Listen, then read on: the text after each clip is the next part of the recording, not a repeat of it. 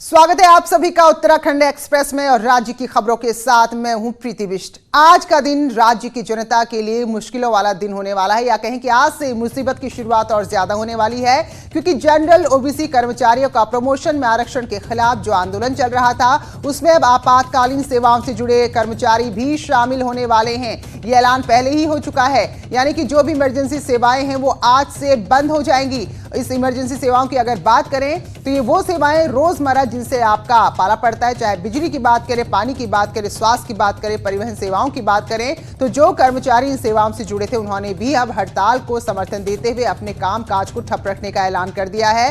हालांकि सरकार की तरफ से अभी दावे ही किए जा रहे हैं, लेकिन 1.5 लाख कर्मचारियों की हड़ताल में इमरजेंसी सेवाओं के शामिल होने से आम लोगों की मुश्किलें बढ़ना तय है। तो इससे पहले भी ऐलान किया गया था, लेकिन उस वक्त कोरोना के हालात को देखते हुए आपातकालीन सेवाओं से जुड़े हुए कर्मचारियों ने अपनी हड़ताल को टाल दिया था। लेकिन अब आज का वो दिन है, आज की जो 12 तारीख है, तो आज से ये कर्मचारी इस हड़ताल को अपना सपोर्ट देने के लिए अपना कामकाज छोड़ देंगे। तो इससे तय है कि मुश्किलें बढ़ने वाली है।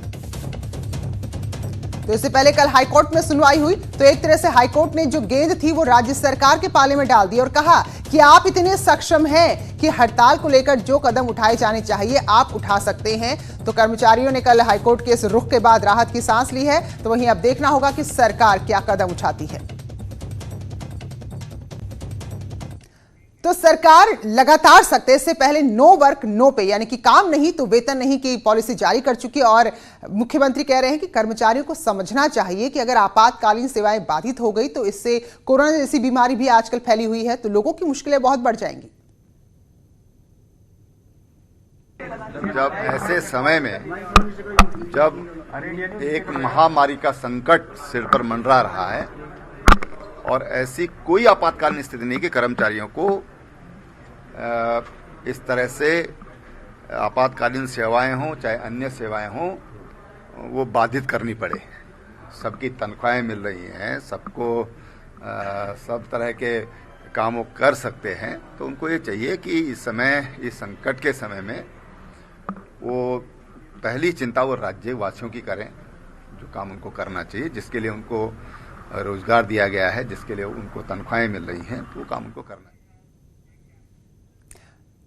तो मुख्यमंत्री जो कह रहे हैं कि इतनी भी आपात स्थिति नहीं है कि जो आप आपातकालीन सेवाओं को ठप कर रहे हैं, तो इसलिए लोगों को काम पर लौट के आ जाना चाहिए।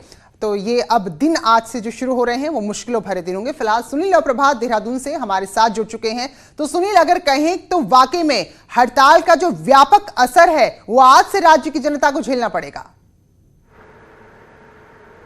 बिल्कुल प्रीति, पहले कर्मचारियों ने 5 मार्च से अनिश्चितकालीन माफ कीजिएगा जो आपातकालीन सेवाएं हैं इनको ठप करने की चेतावनी दी थी, लेकिन उसके बाद बजट सत्र और जो कोरोना वायरस का जो संक्रमण को लेकर जो लोगों में भय का माहौल बना हुआ था उसको देखते हुए कर्मचारियों ने इसे 12 मार्च तक के लिए टाल दिया था कि इस बीच सरकार कोई ना कोई फैसला कर ले। लेकिन सरकार की ओर से कोई पहल नहीं हुई, कोई फैसला नहीं आया कर्मचारियों के अनुसार। तो 12 मार्च से अब आपातकालीन सेवाएं ठप कर दी गई हैं और बड़ी दिक्कत है कि इस ऐसे समय में जब कोरोना वायरस के तमाम जगह लोगों में भय फैला हो, तमाम जगह पेशेंट सामने आ रहे हैं। कल हल्द्वानी में एक सस्पेक्टेड केस आया, हालांकि उसको बाद में चेकअप के बाद रिलीव कर दिया गया कि वो कोरोना का संक्रमित पेशेंट नहीं था, लेकिन लोगों में कहीं ना कहीं भय का माहौल है। आज पूरे उत्तराखंड में लगातार बारिश हो रही है, कल भी बारिश की आशंका मौसम विभाग ने जताई है। और ऐसे में अगर आपकी बिजली गुल होती है तो फिर उसको ठीक करने वाला कोई नहीं होगा। लोगों के पानी के कनेक्शन अगर टूट जाते हैं तो उसको ठीक करने वाला कोई नहीं होगा। आप अस्पताल जाएंगे तो वहां पर डॉक्टर्स नहीं होंगे, फार्मासिस्ट नहीं होंगे।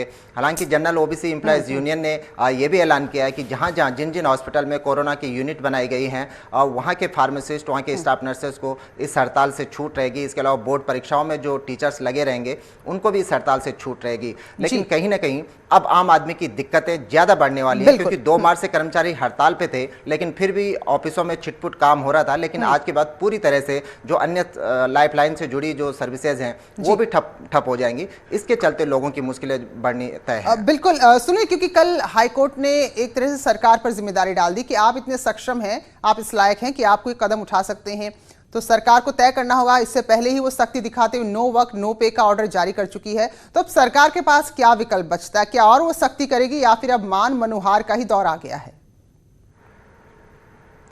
देखिए, सरकार के पास एक स्टेप था कि वो कर्मचारियों को जो पहले नो वर्क नो पे का जो आदेश जारी किया था, ये उम्मीद थी कि इससे कुछ कर्मचारी वापस लौट आएंगे, लेकिन ऐसा हुआ नहीं, बल्कि पूरे राज्य के जो करीब 1 से 1.5 लाख कर्मचारी हैं जनरल ओबीसी के, वो पूरी तरह से स्ट्राइक पर हैं। यहाँ तक कि जो अभी तक हेल्थ जैसे डिपार्टमेंट को इससे मुक्त रखा गया था, वो भी इसमें शामिल हो गए हैं। इन दिनों फायर सीजन है, फॉरेस्ट के जो डिप्टी रेंजर्स के जो यूनियंस है, करीब 400-450 डिप्टी रेंजर्स हैं जो जिनके जिम्मे पूरा फायर सीजन होता है, वो भी स्ट्राइक में आज से कूद गए हैं। कल उन्होंने ऐलान किया था कि कल से हम भी बेमियादी हड़ताल पर चले जाएंगे।